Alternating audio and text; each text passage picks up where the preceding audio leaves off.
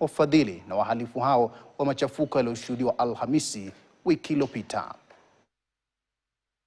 Uchaguzi mdogo wa Olkalau ulikusudiwa kuwa uchaguzi wa kawaida baada ya kiti cha ubunge eneo hilo kuachwa wazi kufuatia kifo cha David Njuguna Kiaraho. Kwa wengi, hii ilikuwa sio kura tu, bali ilikuwa ni jaribio la jinsi tume ya IEBC itakavyoendesha uchaguzi mkuu ujao. Kulingana na ripoti ya baada ya uchaguzi ya waangalizi wa kura wa ILOG, inasema kuwa wanaume 6 waliojifunika nyuso zao na kujihami wanasemekana kujaribu kuingia kwa nguvu katika kituo cha kupiga kura cha shule ya msingi ya Huruma, wakitumia msafara wa magari ya kifahari, jambo ambalo sasa linafufua hofu kuhusu uchaguzi ujao wa mwaka wa 2027.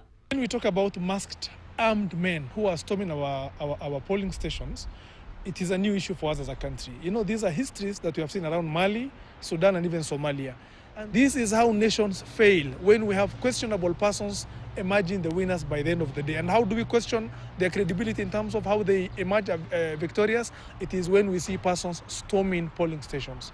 This is how nations end up failing. Kufuatia matukio hayo, wachambuzi wa siasa sasa wanaonya kwamba wahusika wengine tayari wanachukua majukumu yaliyokusudiwa IEBC na polisi, ambayo yamepangwa kudhoofisha juhudi za kukabiliana na vitendo visivyokubalika katika uchaguzi. We are staring at a general election wherein these people who are called goons, or call them whatever you want to call them, but this might be the people to be in control of our general election come 2027 August. No parallel system of security in this nation. There is only one Inspector General of Police and there is one National Police Service, and it's accountable to the people of Kenya. Huku serikali ikisalia kimya siku chache baada ya matukio hayo kuripotiwa, hofu ni kwamba matukio hayo ya Olkalau yanaweza kujirudia tena katika uchaguzi mkuu.